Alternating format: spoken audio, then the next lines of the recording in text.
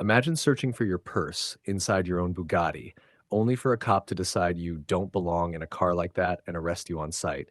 Now imagine that same officer realizing too late that the woman he profiled is the state attorney. Some lessons hit hardest when they come from the wrong woman. Welcome to Voices Unchained. Before we continue, hit like, subscribe, and drop where you're watching from in the comments. Morning sun spilled across the multi-level parking garage as Layla Hunt stepped out of her Bugatti, juggling a coffee, a stack of case files, and the weight of being late. She set everything in the passenger seat, then froze. Her purse was gone. Not stolen, just misplaced. Somewhere inside the car, buried under papers, receipts, and the chaos of a long week. She crouched and started digging through compartments. Under the seat, behind the console, between folders, every place except where she actually needed it to be. It wasn't a graceful search, but she needed her ID for the meeting she was already 10 minutes late for. She didn't notice the patrol car that rolled slowly toward her, but Officer Trent Maddox noticed her, and the sight of a black woman leaning inside a Bugatti set off every biased alarm in his head. He swung the door open and stepped out with authority he hadn't earned. "Ma'am, step away from the vehicle." Layla straightened, confused. "Sorry? You heard me." Maddox's tone sharpened. "Move away from the car." Layla blinked. "This is my car." Maddox scoffed, genuine disbelief written all over his face. "Right. Let's try honesty. Did you break in, or were you handed the keys?" Layla's patience wavered. "I misplaced my purse. My ID is inside." "Convenient," he muttered. "Hands where I can see them." Layla slowly lifted her arms wide. "You're making an assumption you have no basis for." "Oh, I've got plenty of basis," he shot back. "This is a Bugatti. People like you don't." He caught himself, but the damage was done. "And what exactly do you mean by people like me?" Layla asked, voice low. Maddox ignored the question. "Turn around, now."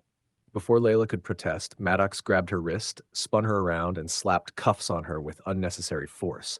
Her shoulder hit the car door. "Sir, stop! You're detaining me without checking anything." "Because I don't need to," he said smugly. "I know a thief when I see one." He dragged her toward his squad car as her files scattered across the pavement. The station lobby smelled of burnt coffee and paperwork. Maddox marched her straight into processing without answering any of her questions. Hours blurred into a frustrating loop of sitting, waiting, watching him ignore protocol after protocol. Every time she asked to confirm ownership of her Bugatti, he waved her off. "You're really sticking with that story, huh?" Maddox said, leaning back. "You own a $2 million car." "Sure." "You haven't checked the registration," she said evenly. "Don't need to." "You haven't verified my name." "Already know it's fake." "You haven't allowed me to get my ID. You're not roaming free in my station." Layla breathed deeply, holding on to her composure because the alternative was giving this man exactly what he wanted. Sitting in that cold interrogation room, Layla felt a familiar sting, one she hadn't tasted in years: being doubted, being dismissed, being talked down to as if she didn't deserve anything she'd worked for. Moments like this always dragged her backward through her own history. Back to the nights studying under a flickering streetlight because her family couldn't afford to keep the power on. Back to teachers who told her to be realistic, to counselors who suggested she choose a safer career, to classmates who thought she'd drop out before finals. In college, she worked 2 jobs just to afford books professors assumed her parents bought. In law school, she was mistaken for the intern so many times she lost count. Even after earning top grades, people still questioned whether she belonged in the room. Every promotion she earned required twice the fight. Every courtroom victory, someone called luck. Every achievement came with someone questioning how she got there. And now, after clawing her way through every barrier they put in front of her, after becoming the youngest state attorney in her district, she was right back in a room like this, treated like a criminal for existing in a space people didn't expect her to belong to. This wasn't new, but this time, the man trying to break her had no idea she'd survived far worse.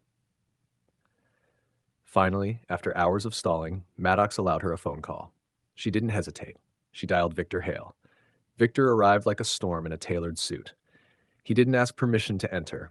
He walked through that precinct with the confidence of someone who could shut it down with one signature. He spotted Maddox and didn't waste time. "Officer Maddox," Victor began, voice crisp. "I'm here for Layla Hunt." Maddox looked up, irritated. Who? Victor stared at him. The woman you've unjustly detained, the state attorney. Maddox snorted. Nice try. Victor stepped closer, his presence quiet but dangerous. Is that so? Then answer my questions. Maddox crossed his arms. Did you check the registration on the Bugatti? Victor asked. No. Did you verify her ID? Nope. Did you run her name through the system? Didn't need to. Did you allow proper processing procedures? Why would I? Nearby officers went still. Sergeant Olivia Pike approached, concerned. Maddox, she said slowly, tell me you aren't admitting to violating half of our arrest protocol. Maddox opened his mouth, but Victor was faster. She told you she was the state attorney, and you refused to verify it. Maddox bristled. She lied. Victor smiled without warmth. Her name is on half the cases you supposedly testify in. Sergeant Pike exhaled. Unlock the cell. Now.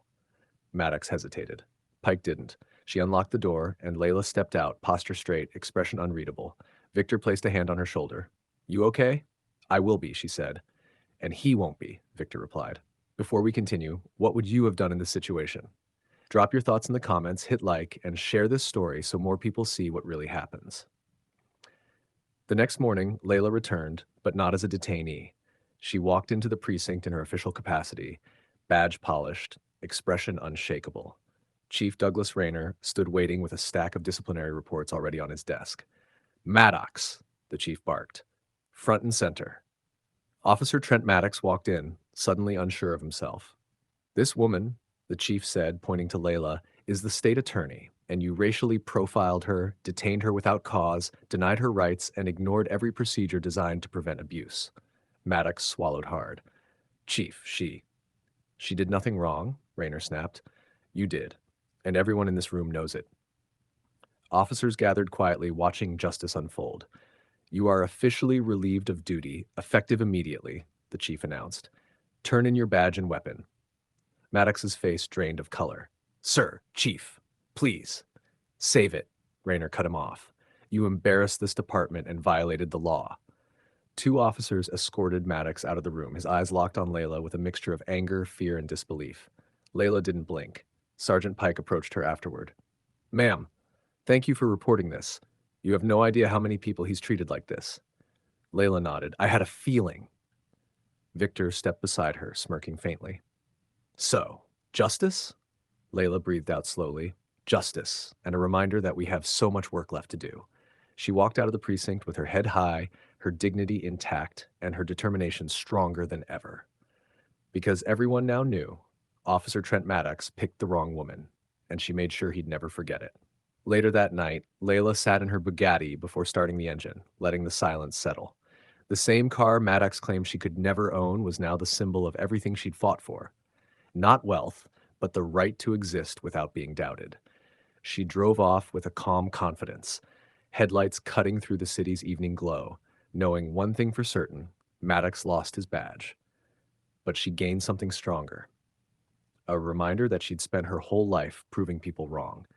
And anyone who tried to underestimate her would end up learning exactly what Maddox did. Layla Hunt didn't just belong in these spaces. She had earned every inch of them. If you believe justice like this should happen more often, hit like, leave a comment, and make sure you're subscribed to Voices Unchained for more stories that expose the truth.